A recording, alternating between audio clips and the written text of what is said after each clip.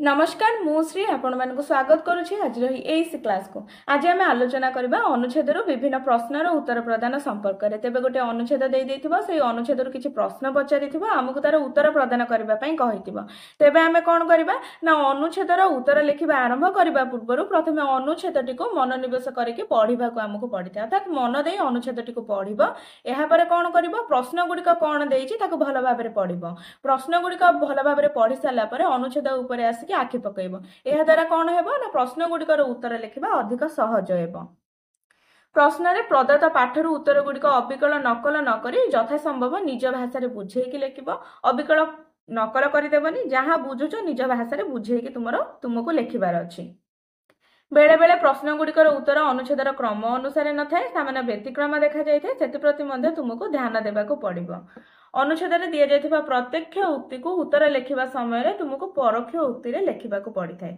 ताले प्रत्यक्ष उक्ति कोन जे उक्तिटा मु निज पई कहली सेटा होची प्रत्यक्ष उक्ति। जदि अन्य जने आसी कि मो पई कहला सेटा हे गला परोक्ष उक्ति। जेमति कि मु गोटे उदाहरण नै परिबे मधु कहला मु गोटे बही पढुतली तो मधु एठी निज पई कहिछि सेटा होची प्रत्यक्ष उक्ति।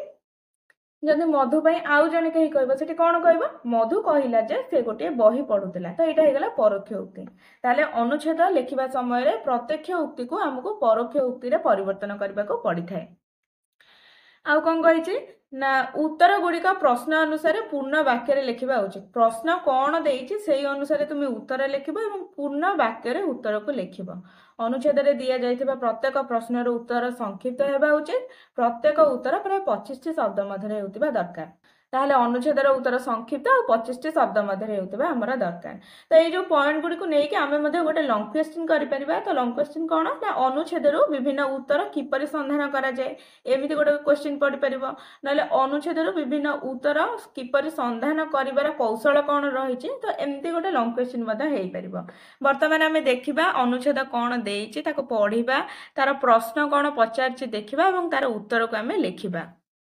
ताले अनुच्छेद रे कोन देइछि मोह सकल पापर मूल। ताले सकल पापर मूल किए ना मोह। एई मोहर अन्य नाम हेउछि अविद्या। मोह कहिले अज्ञान प्रसूत आत्मबुद्धि कुहा जाय। ताले मनुष्यर अज्ञान प्रसूत आत्मबुद्धि की मोह कुहा जाय। एई मोह द्वारा मनुष्यर चित्त नष्ट होइताय। जहा समाज रे जहा अस्थायी अध्रुव कष्ट ताप और शोकर उपादान मनुष्य ताहाको स्थायी ध्रुव बा परमानंद बोली मने करे। पुनश्च जहा केतेबेले हेले निजर नुहे जहाटारे किछि मात्र अधिकार नै ताकू से मोर कही तारी अभाव रे अस्थिर होई पड़े। ताले मनुष्य केतेबेले अस्थिर होई पड़े जहा तार निजर नुहे ताकू से मोर बोली कहे एवं तारी अभाव रे से अस्थिर होई पड़े। ए शरीर जदि आमर होई थांता ताहले कोन तार गोटे मात्र शुक्ल केश को कृष्ण करिवार अधिकार आमर न थांता। ए घर धन संपत्ति जदि आमर होई थांता ताहले कोन एहार एक धूली कणा को सुधा आमे आम साथी रे नै पारंते नै। एगुडी को सब हेउची मोह। जदि आमर हेई थांता ताले आमे कोन से घर संपत्ति के आम सहित नै पार न थांतु तो से एगुडी को सब कोन कहि जायछि मोह बोली के कुहा जायछि। पिता माता स्त्री पुत्र कन्या भाई भौणी ए सब केही निजर नुहंती अथच समस्ते मोर बोली किए जेपरि हृदय भितर निरंतर पाटी करूची। ताले निरंतर पाटी करके किए जने कहूची कि ये होची मो पिता ये होची मो माता ये मो स्त्री पुत्र कन्या भाई भौणी निरंतर पाटी करके एई कथा जने के हृदय भितर कहूची एवं एई भाव को जे जन्माउची तारे नाम होची कोन ना मोह। मोह नथिले ई संसारर अनित्य विषय प्रति काहारी हेले लोभ न थांता कि एई पार्थिव धन मान घिनी काहारी गर्व आसंता नहीं। जदि पृथ्वी रे मोह न थांता मान घिनी के गर्व करि न थांते बा पार्थिव धन प्रति लोभासक्त होई न थांते। ताले एटे मोटामोटी भाव रे मोह संपर्क रे वर्णना करा जाय छै अनुच्छेद रे।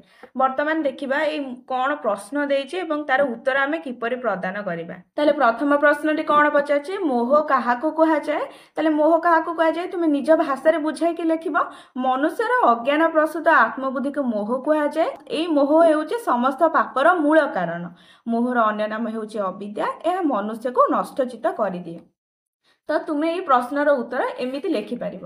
ଦ୍ୱିତୀୟରେ କ'ଣ ପଚାରିଛି, ମୋହ ବନ୍ଧନରେ ଆବଦ୍ଧ ମନୁଷ୍ୟ କାହାକୁ ପରମାନନ୍ଦ ବୋଲି ମନେ କରେ? ମୋହ ବନ୍ଧନର ବଶବର୍ତ୍ତୀ ହୋଇ ମନୁଷ୍ୟର ଚିତ୍ତ ନଷ୍ଟ ହୋଇଯାଏ। ଫଳତଃ ସଂସାରରେ ଯାହା ଅସ୍ଥାୟୀ, ଅଧ୍ରୁବ, କଷ୍ଟ, ତାପ ଓ ଶୋକର ଉପାଦାନ, ସେସବୁକୁ ମନୁଷ୍ୟ ସ୍ଥାୟୀ ବୋଲି ଭାବେ, ତାକୁ ପରମାନନ୍ଦ ବୋଲି ବିଚାର କରିଥାଏ। ତାହେଲେ ବୁଝିହେଲା କ'ଣ ମୁଁ କହିଲି? ତ ଏଇଗୁଡ଼ିକ ଆମେ ସବୁ ପଢ଼ିଲେ ଏବଂ ଏଠି ଯେଉଁ ପ୍ରଶ୍ନ ପଚାରିଛି ସେଇ ଅନୁସାରେ ଆମ ଭାଷାରେ ଆମେ ବୁଝେଇକି ଲେଖିଲେ। ଅବିକଳ ଯେଉଁ ଧାଡ଼ି ଲେଖା ହେଇଛି ତାକୁ କପି କରିକି ଆମେ ଏଠି ଲେଖୁନେ, ନିଜ ଭାଷାରେ ବୁଝେଇକି ଲେଖୁଛେ। ତୃତୀୟରେ କ'ଣ ପଚାରିଛି, କାହାର ଅଭାବରେ ମନୁଷ୍ୟ ଅସ୍ଥିର ହୋଇପଡ଼େ? ତାହେଲେ କାହାର ଅଭାବରେ ମନୁଷ୍ୟ ଅସ୍ଥିର ହୋଇପଡ଼େ?